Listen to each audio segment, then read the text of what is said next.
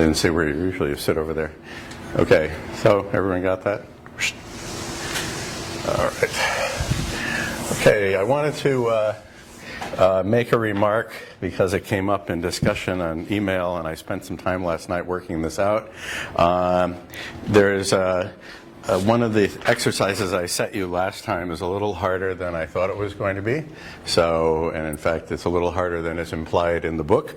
So I'll have a look at it. So this is what we were doing. The scenario was, recall, we were showing that if F is an equivalence, so we say that if we have a quasi-inverse for F, if that's inhabited, right, if we have a quasi-inverse for F, then we also have one for AppF. That AppF is an equivalence. That is, its action on paths. And we ended up defining, let's see if I can find where I wrote that down. We ended up, well, let me just cut to the chase. So we ended up having to show, we wrote down, so the objective is, we said, well, AppF inverse is going to be defined to be app of F inverse, okay? And then we needed an alpha and we needed a beta, okay, which witness the fact that these are the appropriate inverses, okay? So that is the idea. And the particular one, so this one, we needed to show that for every Q, which is in F of, we have to have F of A equals F of A prime. Okay, so this would be in B. We ended up with that. We needed to end up showing that AppF of, and this is where the calculation I just referred to comes in, AppF inverse of Q and alpha of A prime, okay, is equal to Q. So we needed to show that. So we needed to find this, and we needed to find an analogous thing, which was here, pi p, if A is equal to A prime, okay, then we needed some analogous thing to go there, which I have written down somewhere else. Let me not try to derive it. Okay, so this one is a straightforward path induction. Okay, so this is proved by path induction, and you can verify that. You can just look up rather than make me go through the whole argument all again. Okay, so I said that they were both be done by straightforward path inductions, and if you look in the book, it turns out in the book, at least the printed form I have, it gets revised all the time, so things got changed. But at one point, in the version I was working from, the beta was not even mentioned at all. Well, yeah, beta was not even mentioned at all, and so the problem is that, and then it was left implicit that it was somehow easy to do.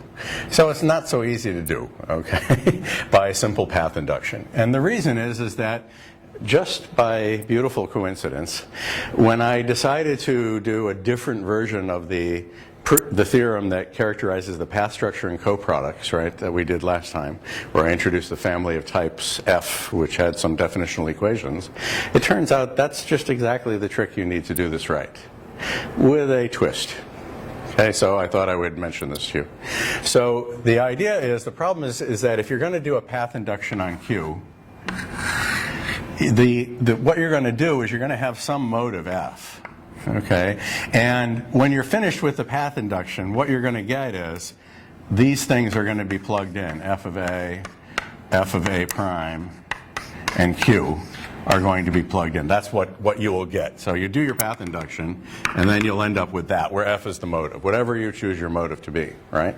That's the way it's going to look, because a path induction considers, you know, the endpoints of the path and the path itself, and proves something about them by reducing it to the case of sort of B, and REFL. Okay, that's what is going to happen there. So the problem you have is the thing you're going to want for your motive is going to be this equation. All right, this is going to be your F. This is going to be F of A prime, and Q, because here's your A prime, and those are two copies of Q. So that's your motive, basically, And so this is what you would want. I mean, what you want to show, right? So what we want to say is, let me not quite write it in that notation, but what we want to say is, this is what we want to show, all right? And it has parameters A prime, and Q. Let's put it that way. Okay, so we want to do that. So just like in the coproducts case, the problem you have is that whatever you show by path induction is going to have f of A and f of A prime around in it, and you need to have something that, so to speak, has a bare A and a bare A prime in it. Okay? So what we did in the case of the coproducts, you'll recall, so recall in the coproducts case, for coproducts, what we did, we chose the motive so that, for example, when you did, it turned out the path didn't matter in that argument. So we chose a motive that said, well, if I do f of in left of A and in left of A prime, that was definitionally equal to something I needed, an equation. So in this case, it was an equation saying that A is equal to A prime, etc. Okay? That's what we did for coproducts. Now, so it's formally analogous. This is the thing we're trying, the thing we're trying to show is an equation, and in the coproducts that's what we were doing, and we defined an f such that when I plugged in my in left, because the endpoints were in lefts, when I plugged them in, I got rid of them by computation. And the reason I could do that is because there's a case analysis that will definitionally strip off the in-lefts, and a doubly nested case analysis that will strip off the in-lefts and leave you with that. Okay? So that works. Okay? But here, you can't do that. So what you need, and the reason is that f is arbitrary.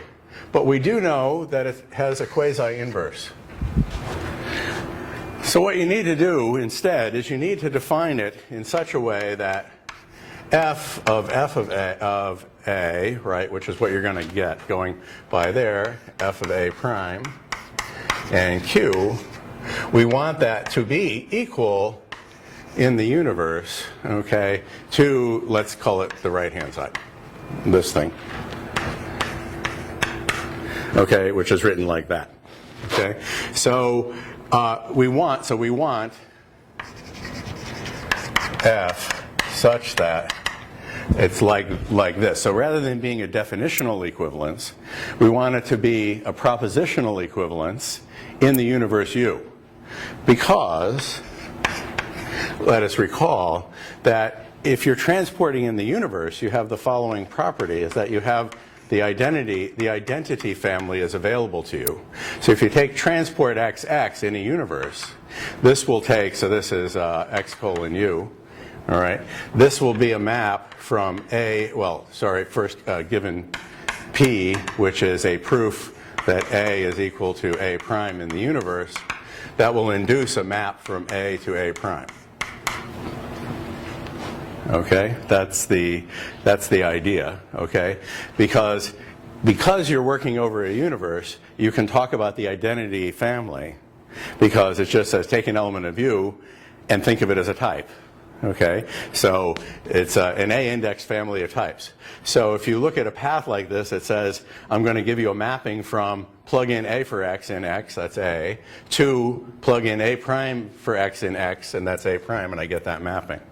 So therefore, right, you know that if M is in A, and you have a path that witnesses the equation of A equals A prime, then M is also in A prime. Well, not M, excuse me, but let's call it P lower star of M is in A prime. In other words, you can move it. Okay. And so if all you're caring about is that there is an inhabitant of this type, because the type in question here is going to be an equation, the fact that I start with a proof of some equation and then transport it, that's fine. I get the equation that I want. Okay? So I don't need definitional equivalence. See, over here, we were relying on the idea that if M is A, and A is definitionally equivalent to A prime, let's say in U, then M is A prime. That's what we're implicitly using when we make this definition. So the analogous thing here is we're going to make a definition that looks like that, and we're relying on the analogous principle down there, which is the transport property of families, okay? And if you do that.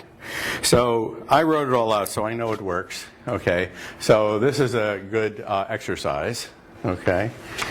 This is a good exercise. To define such an f, okay, you have to do that, you define such an f. So how are you going to define such an f? Well, the idea is that you need to cancel. Like here, I needed to define f by cases in order to cancel the inlefts, right? To get me to an a equals a prime. So how can I cancel the f's? Well, I can exploit the fact that I have a quasi-inverse for f. Okay? So there's a quasi-inverse, f inverse, which will strip off the f's up to propositional equivalence, that is, up to higher homotopy. So you'll take advantage of the fact, though, you'll use the fact that f inverse of f of a is equal in a to a because of alpha.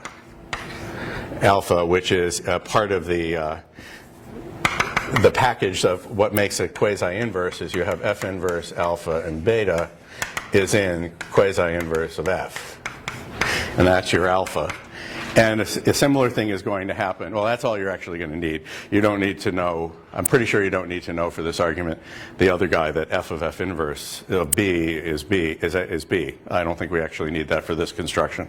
But we do need this. So this is the guy that removes the f, okay, up to higher homotopy. And so the argument is a little bit more clumsy, because it's always nice when you have a definitional equivalence, because then you can silently replace one by the other, okay? Here you're going to have to actually do the labor, okay? And, well, that's the way it is, okay? And I'm told, like I had discussions with several people last night, there are also other proofs that use different characterizations of type equivalence than we have available at the moment of the development in the course. So you'll recall that the way I developed it was I had this idea of having a quasi-inverse and use that as to drive discussions about equivalence of types. So later on, there's like 3 or 4 other actually preferable concepts that are used to witness or express the fact that there's an equivalence between types. And if we had those on the table, then there's another argument that would work too. But I thought it was, you could say I lucked out. I don't know. You can characterize it how you wish. But it turns out the same trick that I devised for the coproducts case, which is not in the book, applies here as well with some modification. And in fact, in terms of learning how to do these things and getting familiar with type theory this way, this is a really good example. So this is a very good exercise. And then, if I'm not mistaken, I think I'm not, this one is actually quite straightforward, because you're reasoning from a very general, a equals a prime. You don't have to do any hacking around there to get to the equation you want. So then we're okay with that. So that's what will happen. Okay, so I blithely said, oh, both of those are done by path induction, which is true. But this one is a little bit more complicated, so I thought I should give you a little bit more of a hint. Okay, so I spent half an hour last night writing all that out to make sure everything works. Okay. All right, so now we got to the very end last time. I left you hanging right at the moment that I was going to talk a little bit about the J operator. So if you don't mind, I'll try to find where I was in my notes. There I am. Okay. So the idea was this. So I can put it as justifying J. Okay, and recall the framework for the discussion was in ITT, J expresses an induction principle. And we still call it an induction principle, but it's pretty obviously expresses induction on, proofs of identity, of which there is exactly one.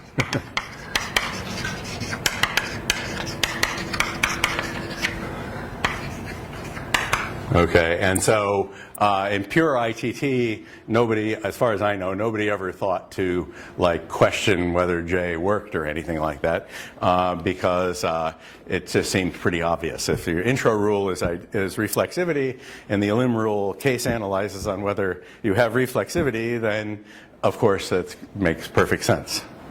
So, however, if we look at in homotopy type theory, or even something less than that, ITT plus funx,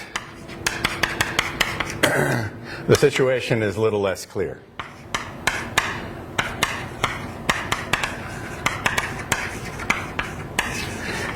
Because from a computational point of view, we have J of whatever it is of REFL of M and X dot Q is definitionally equal to M for XQ.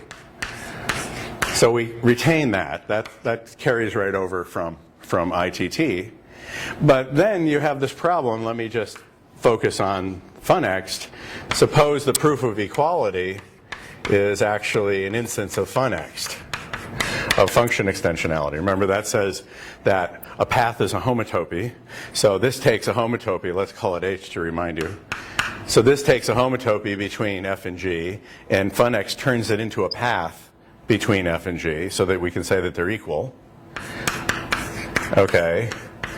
That's the idea of it being, you know, the function extensionality axiom. So this is an axiom, and of course by now I've made myself very clear that I regard axioms with suspicion.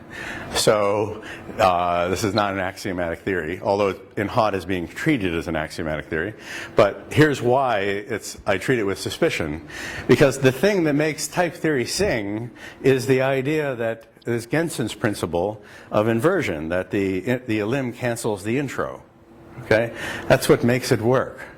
So from that point of view, that's why I started out with that discussion long ago.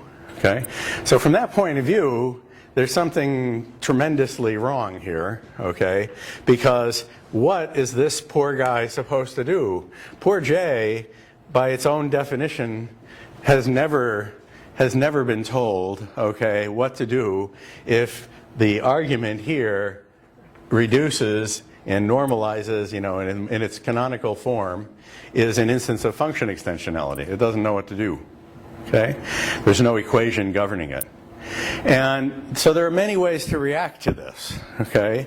And in fact, a lot of them are under investigation to see whether there's some other way to reorganize type theory to recover Genson's inversion principle, okay? So there might be, okay?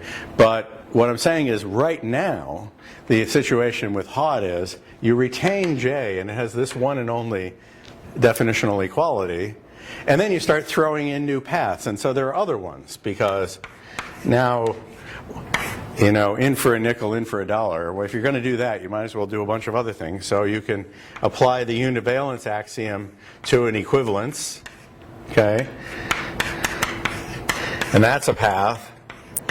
And what is that supposed to do? Well, an equivalence consists of, let us say, depending on how you define it, like 4 things, right?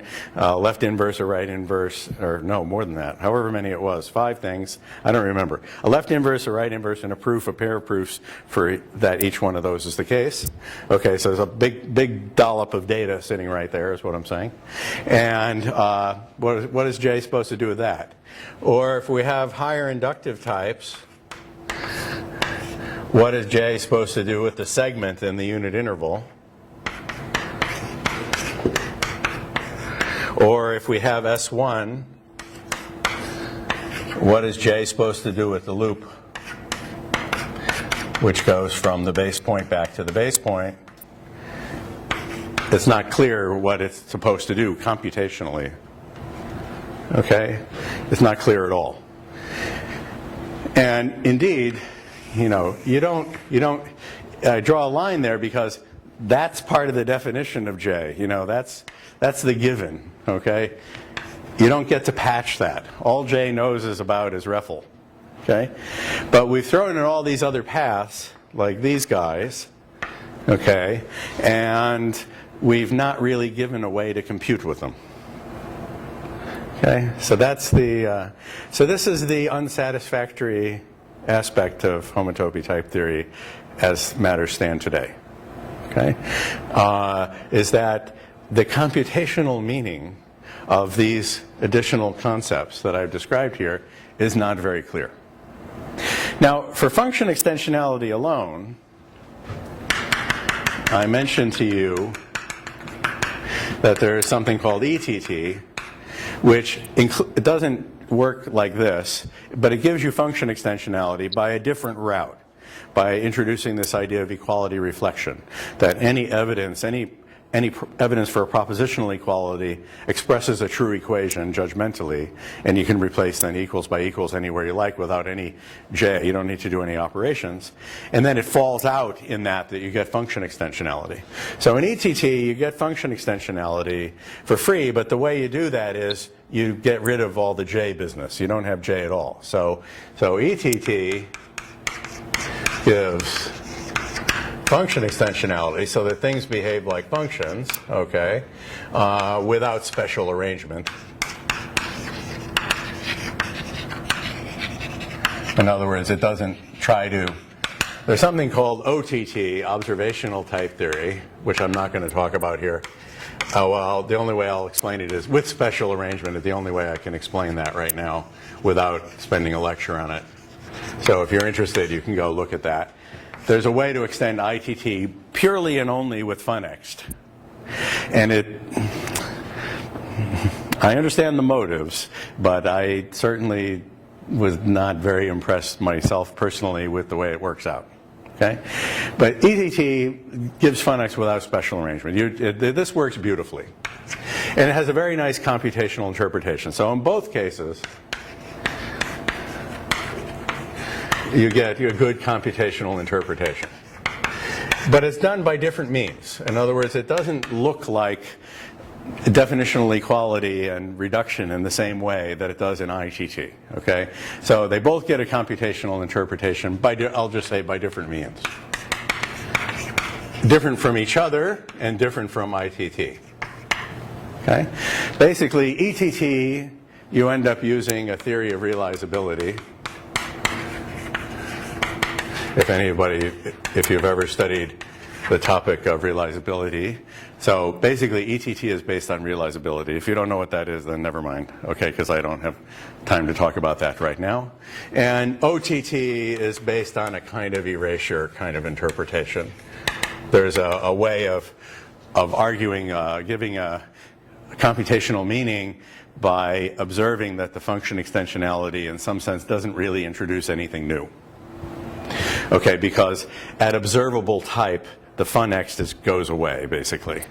And so there's a kind of justification that goes on for OTT.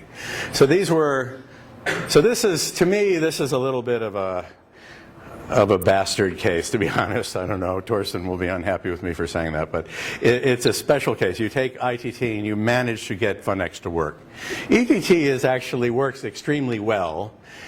But it wasn't designed purely to give you funnext. It gives you funnext plus a lot of other stuff. And I'll explain what the other stuff is in a minute as soon as I start talking about homotopy levels. So when I start talking about levels of types again, then I'll explain what I mean by the other stuff. Okay, and that's what we do. But in hot, what we do is, in my personal opinion, is terrible. You just give up on computation. Oh. So why am I even teaching this course? Well, that's a really good question. So the hope is maybe we can recover it.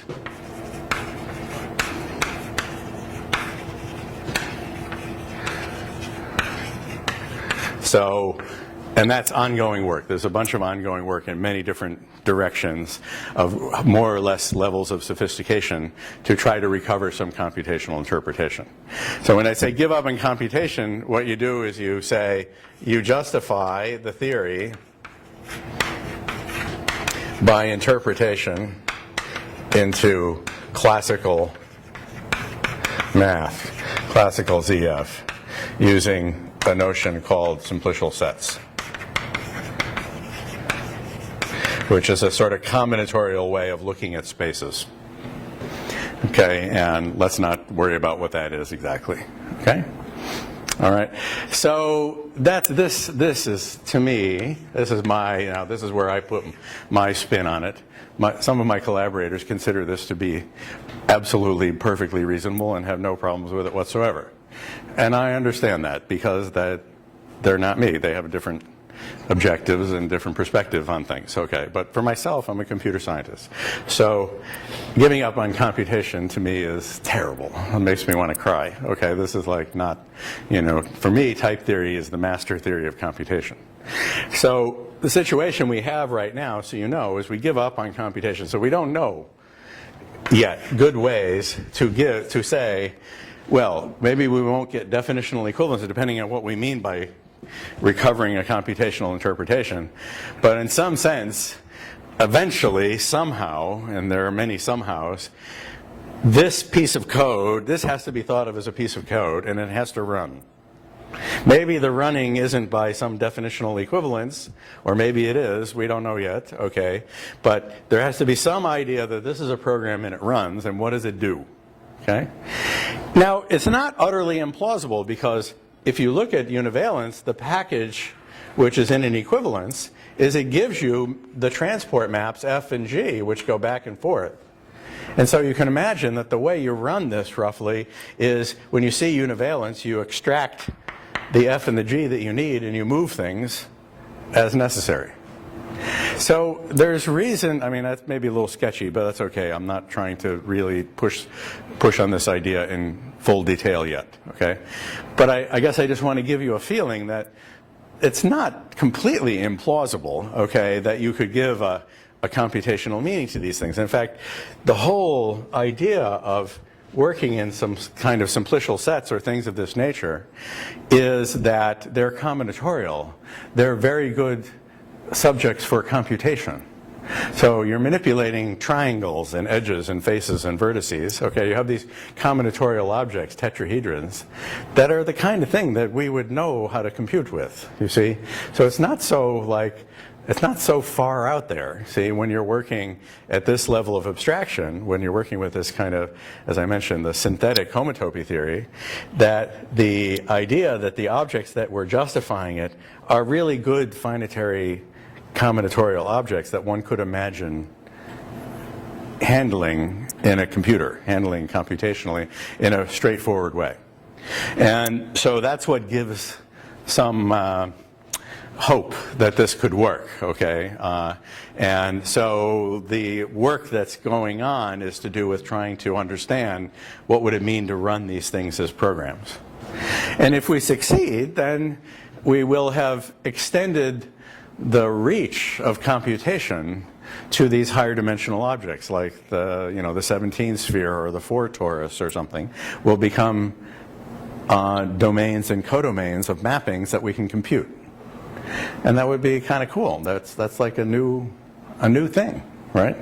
And so I think that's what motivates me to be interested in this, okay, why I'm looking at it. Okay, but yes? I know you don't want to dwell on it too much, but with a simplicial set, what is that justification? Does that ever get tied back into like constructing simplicial complexes out of these simplicial sets? Does it ever? It's really hard for me. Does it ever tie back to actually constructing like these simplicial complexes with these sets, or how much of the combinatorial structure is constructive? Yeah. Oh yeah, well that's one of the lines of attack. Okay. So one of the lines of attack that's going on right now is to, one version is to reproduce the theory of CAN complexes inside of a constructive type theory, in particular ITT itself. So one strategy is you say, ITT is my bedrock theory of computation. Let's see if we can redo the model of simplicial sets within ITT so that we interpret hot down into ITT and then can run programs that way. We compile them. So the problem that you run into there are problems with function extensionality, because ITT doesn't have it, and the decidability of degeneracy. So what ends up happening is you need to be able to case analyze in the typical arguments that build a model in a CAN complex of whether or not a triangle is degenerate. There's a case analysis. Well, if it's degenerate, it's this. If it's not degenerate, it's something else. Okay? And the problem is degeneracy, if you think of, you can interpret these as the standard simplices, on the plane or something, like in triangles on the plane. That's not a decidable relation. You can't computationally determine whether a triangle is merely really squat or is actually degenerate. There's no way to figure that out computationally. You see what I mean? And so the idea then is to try to constructivize CAN complexes. And now recently I've heard, and I haven't understood it yet, that I've heard rumors that it's actually easier to use, instead of simplices, to use cubes. So using cubical sets. And I am not certain myself, because that's just my personal present state of knowledge. I don't understand why that is, that cubical sets are somehow easier than triangular sets, simplicial sets, and there I can't tell you. But I've heard rumors that people are doing that. So that's a direction that people are going. There are other directions, okay, to do this, but that's one. And there have been partial results, and the partial results are partial. There are certain things that they don't really cover, and it's also not clear at the end of the day, given where we are now, what it means to run that as a program, even once you do those partial results. So it's all a bit murky right now, not totally clear. So it's a pity that this is that the usual interpretations rely on classical reasoning in a very definite way. Okay, so that's the situation. So I want to tell you. So since we can't get a direct computational, we don't have a direct computational understanding of J, I should at least give you some plausibility argument as to why it nevertheless makes sense to have a J that case analyzes on reflexivity and yet is somehow or other not totally hosed by the fact that there are paths that are not reflexivities. At first sight, that seems impossible. I mean, at first sight, the theory seems broken. You know, when somebody starts coming along and throws in new paths, that is, new elements of an identity type, and leaves the elim form alone, you think they're nuts. It's like taking the natural numbers and throwing in another one that nobody ever saw before and expecting the recursor to continue to work properly. Okay, well, obviously that isn't going anywhere. Okay, so somehow how does it work out that you can do this with the identity type? Well, I'll give it my best shot. Okay? In a certain sense, the answer is J doesn't do the work, but the motive does. So what happens is there's a motive that I didn't bother writing down every time. Call it F or something. What did I call it here? To try to be consistent. Well, anyway, F here. There's a motive that's going to be written in there, and the work is going to be done by the motive. So the idea is that is that what we have is, in the scenario that we discussed last time, and if you don't mind, I'm going to look at my notes to remind ourselves, right? So we have a proof. Let me get my notation right. So we have a proof Q, and I'm going to stick the notation. So it's called C with X, X, refl A of X. Okay, that's what we have, okay, where the motive, we know what the motive is. X is in A, Y is in A, Z is in a path, X equals A, Y, and C in that condition is a type. Okay, so we know that. So this is what we have. All right, so that's the idea of the thing. And what we're trying to show is, all right, that somehow we're saying, from this alone, I'm going to get an element of C, and then let me be this, M and P, where M and N are in A, and P is a path between them. And the witness, as I've mentioned, is J with X, Y, Z, C. So that's my F over there on the left-hand board, with P and X dot Q. So if you just look at it from the point of view of just logic, like trying to look at inhabitation, I'm trying to say that this fact, holding generically in X, is sufficient for this fact for a particular choice of X, Y, and Z. Okay, M, N, and P. But this is enough for that. Okay, that's what the J rule is saying, right? The J rule is saying this generically is sufficient for any particular instance you like. So, as I've motivated in my discussion so far, at first glance it doesn't look right because, well, what if P turns out to be univalence applied to something and it isn't REFL, so how the hell is that supposed to work, okay? So I'll show you, okay? All right, so this is the idea. So we know in particular, okay, if I instantiate the premise, so this is the thing I have. Okay, if I instantiate the premise with M, then I know I have the following thing. I have M for X, Q, is a proof of M, M, and REFL of M. Just by the virtue, by a zero cell. The thing to remember, and now this is the secret to all of this is, Q depends functorially on X. Okay?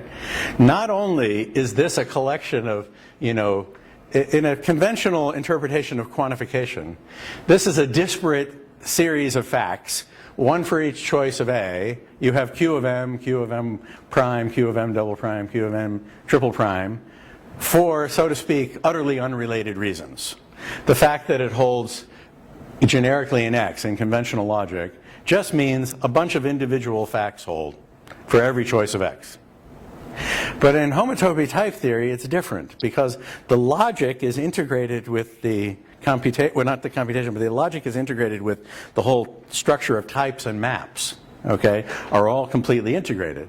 So that's props types. So that a quantified formula like this one, which is sort of saying for every X in A, CXX REFL of X, right? Think of that as a quantified formula. That quantifier is itself witnessed not by a bunch of disparate facts, but by a bunch of connected facts, that there's a continuous dependency of Q on X. In particular, if I move the point X from M to N, then Q is required to move along that path as well and give me another relevant fact. So that's what's coming up. Okay, so what I'm going to do that. So we know that Q respects paths in A. And so we can say if P, well, P, we have P, I don't have to have if. Because P, where did it go? Here, using this. Then we also know, well, sometimes people will write it as, this is this is a nasty notation. You don't want to do that. But if I plug in P for X and Q, so that's really the dependent application of x.q, lambda x.q, applied to P. Remember, we talked about dependent application. But sometimes in an abusive way, like in category theory, people do that. They will, if you have a functor F, you will apply it to a zero cell, and you will also apply it to a map. Okay? And it's fine. Everyone gets used to that. That's no problem. Technically, this should be F0, and that should be F1 or something like that. Okay? So here we have, so the analogous thing here would be to abusively write P for X and Q. But the problem, the reason it's really abusive here is that when I write X and F, those are things of a different class. One is a map, one is an object. You know which one is which. These are both elements of a type. So I don't recommend doing this, okay? But that's what it means. Plug P for X and Q, which is the dependent application of the family to P. So what do we know about that? Well, we can use the path over notation.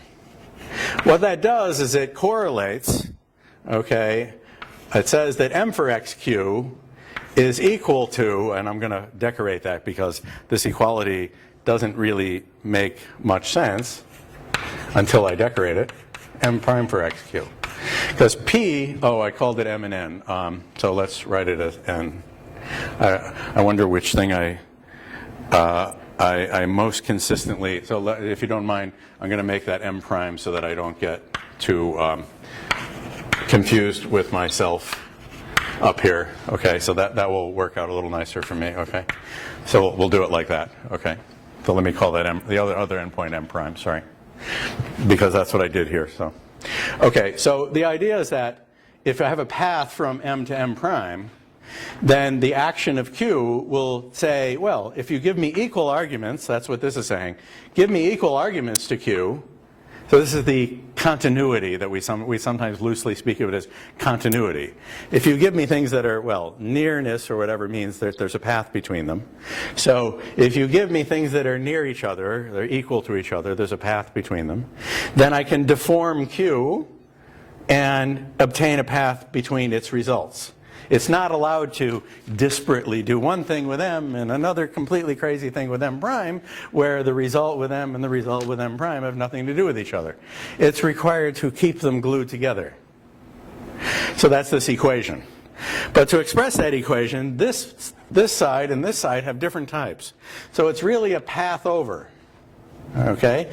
And it's a path over in the family, I'll just write it C blank blank ruffle of blank. Okay, so I can take this generic family C and I can specialize that to Reffel, X, X, Reffel of X. So that's what I'm doing here. So think of that as Z dot C, Z, Z, Reffel of Z, just so you can see what's happening here. Okay, so that's the family in question. That's a path over. So in other words, you remember we had that picture. All right, so we have a path down here, P. We have the fiber over the left point, the fiber over the right point. And what we're doing is we're saying this point and this point are equal, well, pseudo-equal, okay? They're equal over P, okay? Or another way of saying it is they are correlated to one another by P. Okay, that's the way to say it. Which officially what that means is it has the type transport the left-hand side. I could also do it the other way, but what it really means is send this over here by transport and then say that these things are equal. That's what equals over P means. So I transport M for XQ, and then I say it's equal, and I'll fill in the type in a minute, to M prime for XQ. That's the meaning, okay? All right, and this is where this is at C of M prime, and Reffel of M prime. That's where that's taking place. Kind of a pity. It would have been nicer if we consistently wrote the type of inequality as a superscript so that I had room for dropping in the P when I wanted to use it, but unfortunately we have two competing notational conventions in the book, and I'm sorry for that. Okay, but it would have been nice if I always wrote it above the line. But anyway, there we are. Okay, so this just means that. Okay, so we have that. So we can write it like this. So move the guy over, and then there's a path between them. So that's what DApp gives us, or P for X cubed gives us. So we've got that. Okay, so good. So now that is we are. Okay. Okay, so that's good, good, good. Yes, we have that. Okay, good.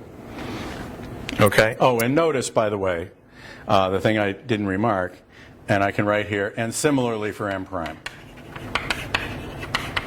Just in case you're wondering, why is that of this type? Why is the right-hand side of this type? Because by the same reasoning here, M prime goes in. It's C, M prime, Reffel of M prime. So that makes sense. Okay, so now that's the good point. That's where we are. Okay. So now let me scroll over here.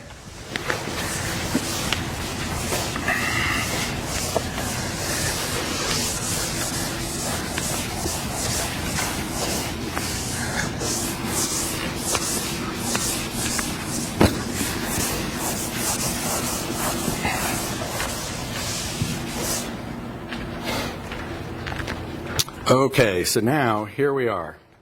Okay, so what did I tell us? So what I told us is the two things. So we have this generic fact.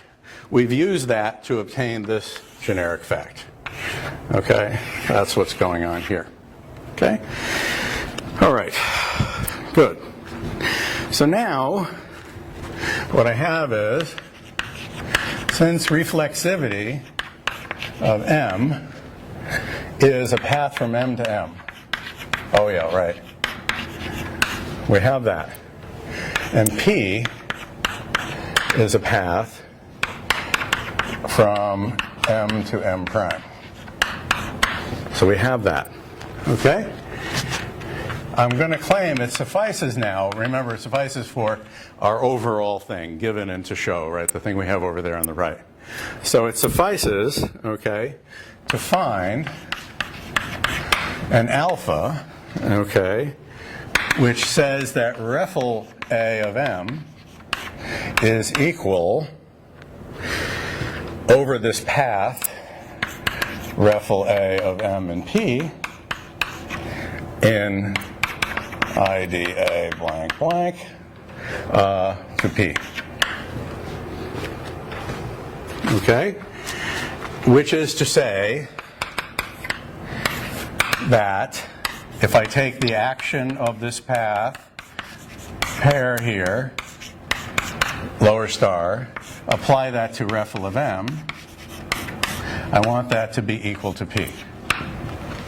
Well, why is that sufficient? Because, you see, I have CMM refl of M. I've got that. And I want MM prime P. So what I can do is I can use the transport property of C. I can make the homotopy lifting property, right? If I can relate MM, I have a path here, M to M, that's refl. I have a path here, which is P.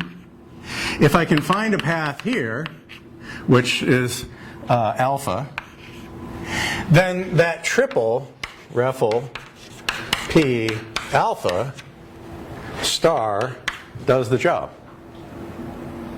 Because what it does is it takes this guy to here, so this guy to here. So what I'm doing is I'm using the fact that the product, if I think of C as depending on, you know, a sigma type, sigma x in A, sigma y in A, identity A x y, okay? So if I think of C as acting on that product, that sum, that sigma, okay?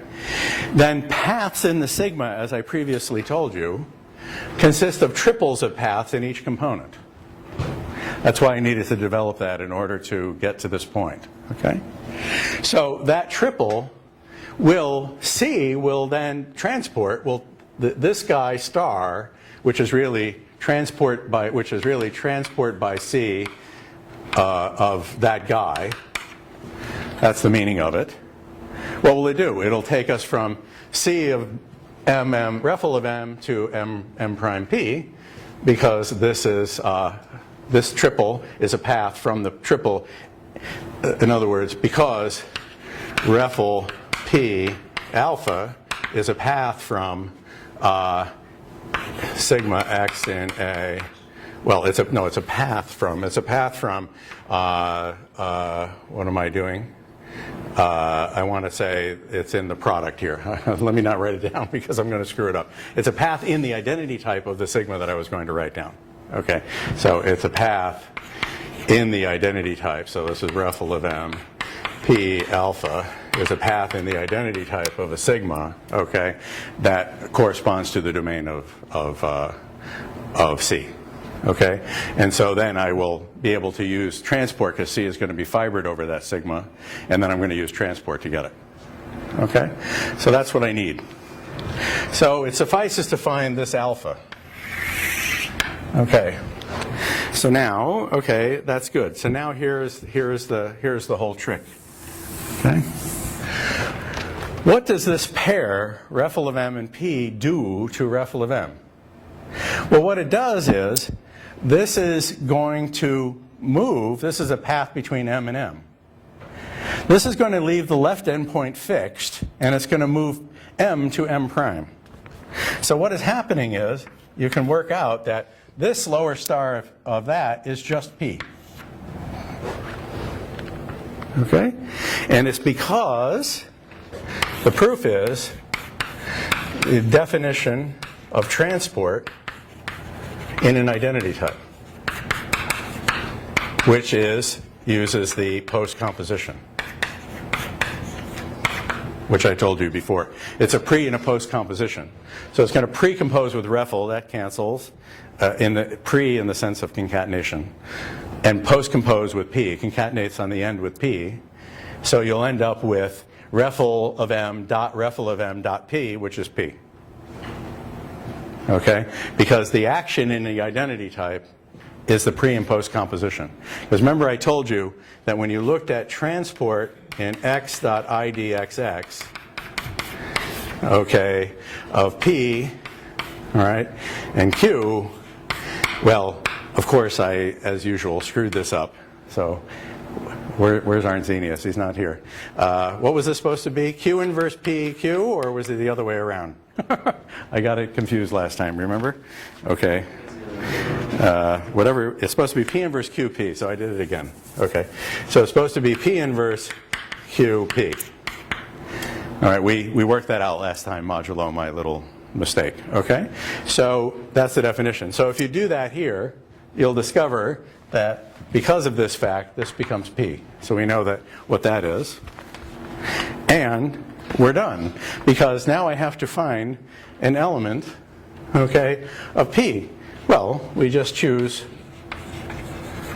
REFL A of P, okay, in the identity type, REFL of the identity A M prime of P works. Okay? Because I know that P is equal to P by virtue of REFL, and then I can just use the properties of this to get to here. Those are definitionally the same. In fact, I'm pretty sure this is a definitional equivalence. Well, if it isn't a definitional equivalence, it's a propositional equivalence, and then in that case I can move it. Okay? So I just need reflexivity, and I'm done. Okay? And that's what we have. For the first type, do you give for alpha there? So the diagram we have, one moment. So the diagram we have is M equals M. We want, and we have M equal, this is P, M prime, this is REFL. Okay, and then what we do is we fill in, I'll give it a direction. That's REFL of M inverse, you could say. And this giving this in a direction will be P. And this so these are equations. So this is equal to that, trivially. REFL followed by P is REFL followed by P. So this diagram commutes. Okay, yes? So in the first type, you give for alpha. In the first what? The type you give for alpha. Yeah. The first one. Is it like x dot IDA of first x comma second x? Maybe it is. I just wrote, unfortunately in my notes, I just wrote IDA blank blank because at the moment I wrote it, that seemed obvious. So figure out what that's supposed to be, note takers. Okay, but that's the idea of it. Okay.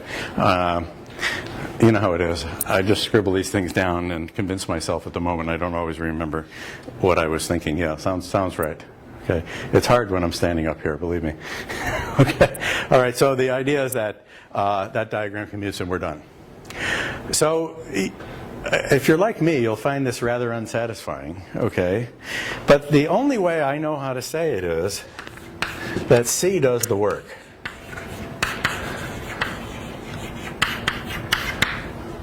In other words, over here, we're sort of asking that J do the work. And we're observing that J doesn't know how to do the work, okay? That was my discussion here. Poor J has not the slightest idea what to do about these cases, okay? And so if you're thinking that J is going to do the work, which is basically coming down to thinking of it as an induction principle given by Genson's inversion, okay, then you're completely puzzled. But the way out is that the identity type is a very special type, because you could ask yourself, well, if this crazy thing works, how come I can't just throw in a new natural number called -1 and expect the recursor to work? Well, the reason is that the identity type occupies a special position in type theory. See, if I have a type theory, you can give or take me the natural numbers. I don't give a damn. Nobody cares less whether you include the natural numbers or you exclude the natural numbers. It doesn't affect anyone. When you include the identity type, you're affecting everyone. And the reason is the identity, the equality, is that which everything in sight respects. You see? So nobody, when you pull Nat out of the theory or put it back into the theory, the other guys carry on their lives like they always did. They couldn't care. Okay? But equality is a special property. So the idea is that C, a priori, respects whatever it is that E identity, whatever it is that identity internalizes. That's what's going on. So in ITT, identity internalizes definitional equality. I told you that. So in ITT, ID, let me call it int, internalizes definitional equality. And everything in sight respects definitional equality, by definition. Okay? I define definitional equality to be the least congruence containing all the betas. Okay? So everybody respects that. So I can internalize it as the identity type, and for sure, all families respect it, and there's no problem. That's what's really going on. Okay? So what's happening in HOT is, you say, okay, in HOT what we're doing is we're saying ID internalizes homotopy equivalence.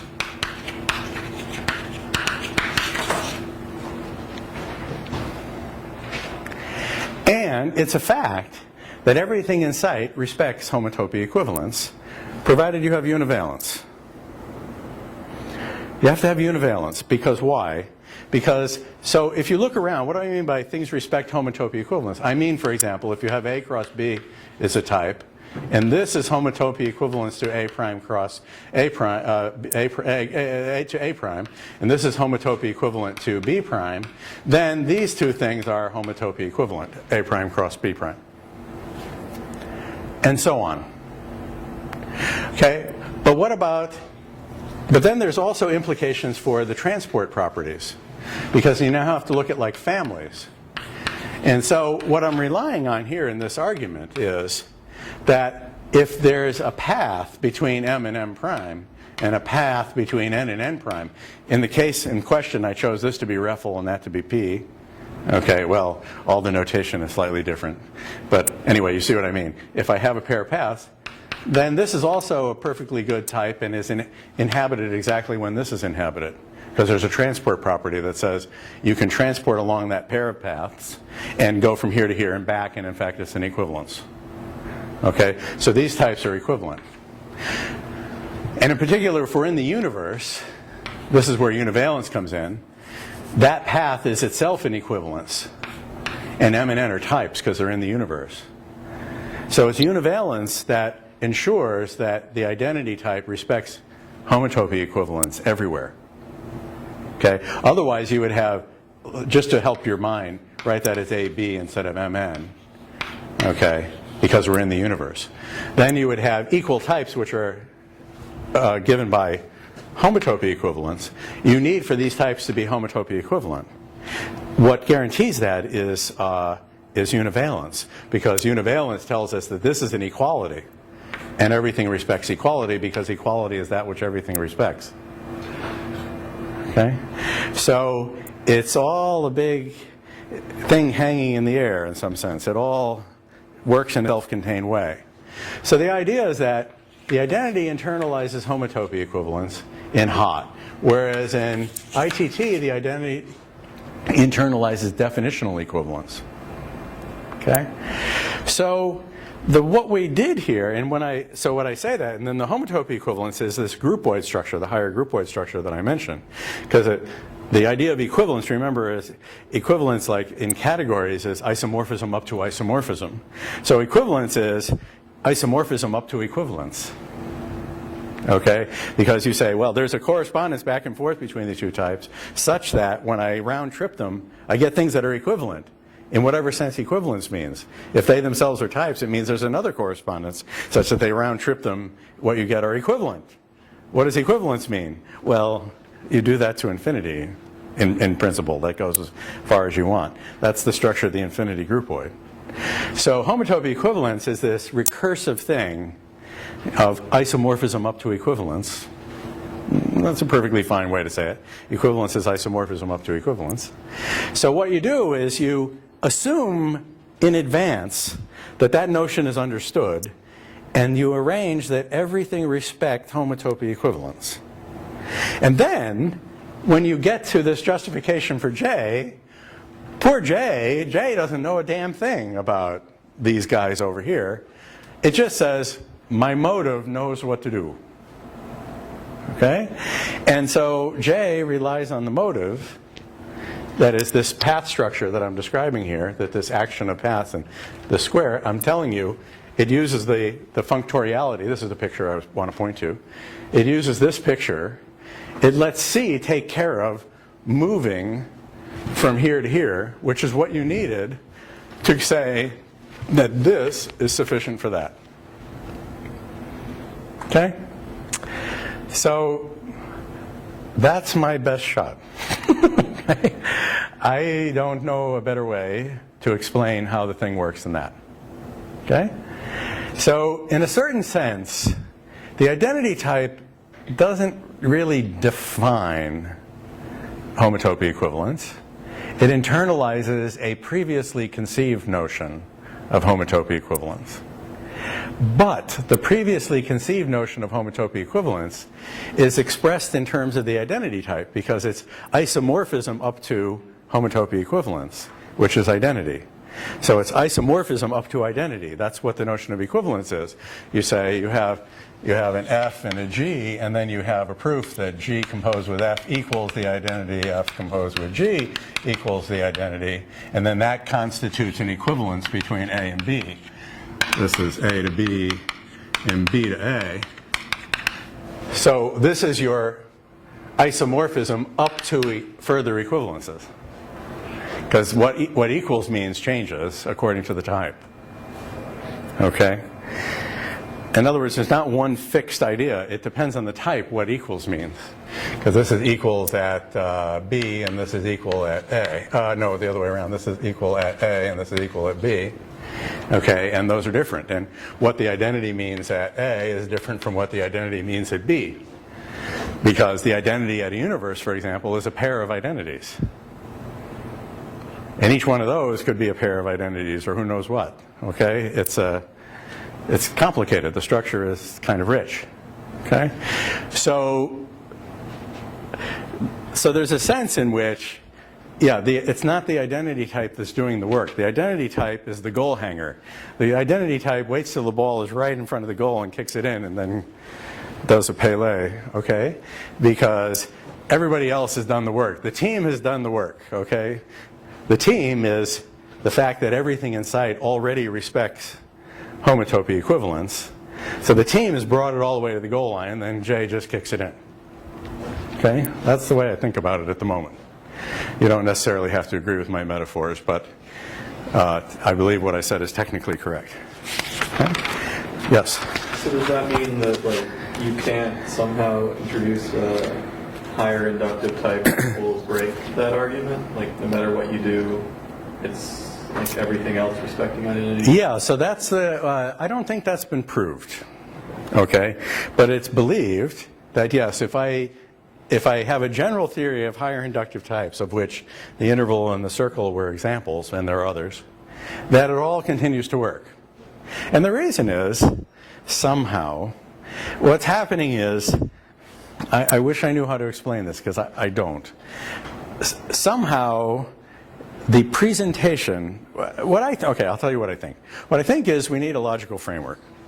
Okay? And what the logical framework is going to do is let us write down theories like higher inductive definitions that ensure, by the structure of the framework, that everything respects whatever it is that it is going to internalize. Everything respects homotopy equivalence. And then the higher inductives will be a theory in the logical framework, and for general reasons, that's why it will work. This is my feeling of how this has to go. Okay, we have to write down what is a logical framework, and we have to write down, prove a theorem that says it always whatever it presents, it's always going to respect homotopy equivalence. Then I can just have the identity type internalize homotopy equivalence and be a goal hanger and just say, boop, that's it, kick it in, and the whole thing works like magic. Okay, so to me, this is where the work has to happen to ensure that any C you write down must in fact respect. Okay. Logical, because the idea would be, yeah, so that's the idea. Okay, so that's what that's an attack I'm thinking about. Okay, trying to think about it that way. Okay, so that's what's going on. Okay, so that is why J works. Or maybe not, according to your own. This is the best explanation that I know of why J works. And I don't know anybody else who knows a better explanation of why J works. Most people regard it as like a bit of magic, I think, from discussions I've had. So it's just like, so the reason I gather, the reason the homotopy theorists are interested in this is that this J thing introduced a new tool in the toolbox. It's a new way to think about the structure, okay, of homotopy types. And it's excited a lot of people because it really is a new thing. So it's the new toy, and it's currently justified. So from a point of view of the overwhelming majority of mathematicians in the world, this is a perfectly good justification. But for me as a computer scientist and a constructivist, I don't consider that to be a very good justification. So we're trying to figure out a programming interpretation of this. Because, you know, my personal belief is programming and math should just be identified. They should be the same subject. And then if that were true, that would be like completely great. I would be so happy. So that's so for me, programmatically speaking, I don't want to give up on computation. That's unacceptable to me to stop here. That's like, I can't. So one of two things will happen. We'll either we, meaning the community, will either figure this out, or I'm going to walk away from it. Those are the only two options as far as I'm concerned. So we'll see what happens. Okay, so that's that. Alrighty. So now I want to talk about homotopy types a little bit. I got 5 minutes? Okay, so let me start talking. Leave it alone. Okay, what would you like me to erase? How about over here? So let's get started on homotopy types, because this is kind of fun stuff, and it's interesting. What this next lecture, this next segment is going to do is it's going to allow me to situate the previous work on ETT and ITT and stuff in a particular setting. So that's what I'm going to do now. So the slogan is that homotopy type theory is homotopy type.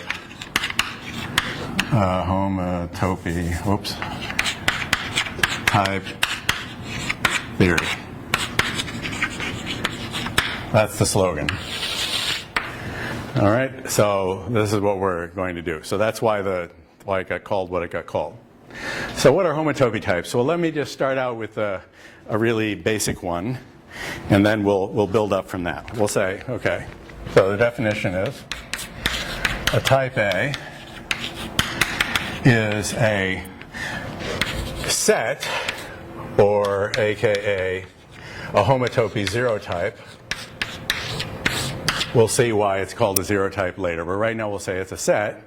Okay.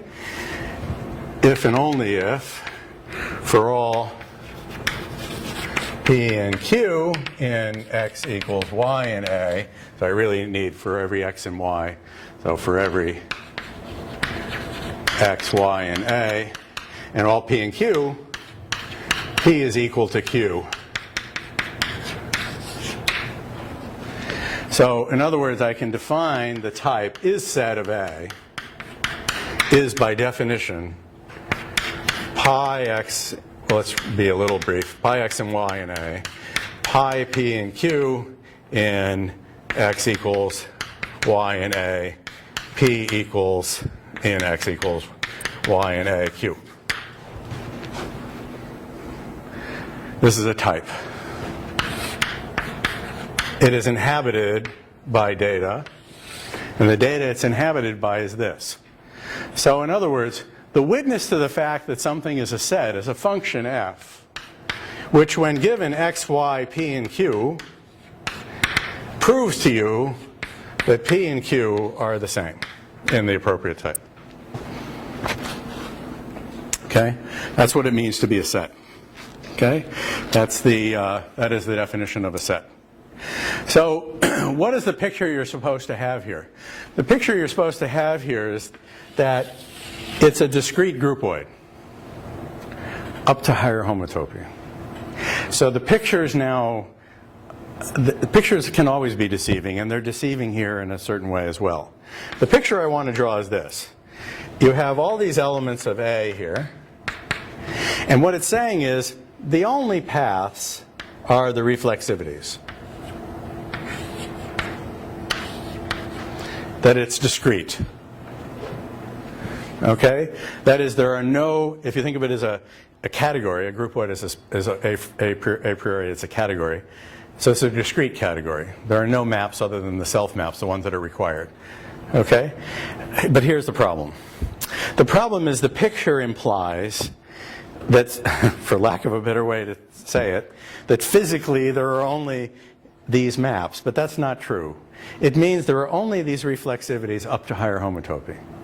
That is, any other loops you might have are homotopic to the reflexivity. So that's hard to draw, okay? Because it's an issue between strictness and weakness. All the conditions we're expressing here when we say, you know, these are equal, what I mean is, in another terminological framework, they're weakly equal. There is a homotopy that relates P to Q. So they're equal from the point of view of the identity type. But they don't have to be, I don't know what else to say, literally the same. I find myself tripping over my tongue. Okay, I never know what to say here, okay? Because maybe there's a way of saying it and I just don't know it. But so there can be other loops, but they're homotopic to the reflexivity. So I will depict it, okay, like that, okay? So for example, and we're going to pick this up next time, I can prove that the natural numbers form a set. You would hope so. Okay? But my point is it's a proof. You have to prove this. It's not like given. Unlike conventional set theory, which axiomatizes that the natural numbers form a set, here I'm proving that the natural numbers form a set. And why do I have to prove it? Because I have to prove that the nats look like this, that are discrete. And then what I'm going to do is I'm going to show you that the sets are closed under all the other type forming operations. In other words, the homotopy sets, the zero types, form a self-contained expressive type theory, which is ETT. That's what I'm going to get to, okay? So I'm going to explain that a little bit because it has to do with strictness, but I'll get around to that. Okay, but the idea is that the sets will be closed under pi, sigma, identity, plus, cross, 0, 1, all the things we've covered so far. So in other words, you can form a type theory in which every type is a set. That's what I'm going to show next time. Okay? And indeed, historically, until the last couple of years, all type theories that are out there are set theories, in the sense that every type that they can define is a set. And I'll make a remark about that because about universes, okay? Universes in New Pearl and universes in Coq and so on. I'll explain something about universes because in ITT or, you know, New Pearl, the universes themselves form a set, okay? So I'll come back to that. And then I'm going to introduce the idea of being a proposition,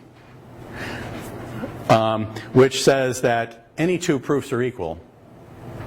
And I'm going to complain bitterly about the terminology as a proposition, but Anyway, the terminology is it's a proposition, and then I'll complain bitterly about it.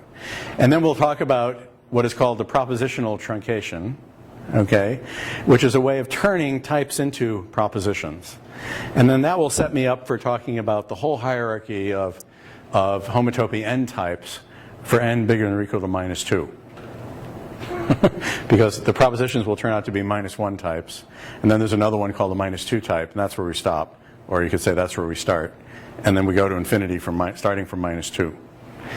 And the reason for that is to make pre-existing notational conventions line up. That's all. Okay. So our numbers start at -2. Okay. So we're used to that now. So that's what will happen. Okay. So that's where we're going next time.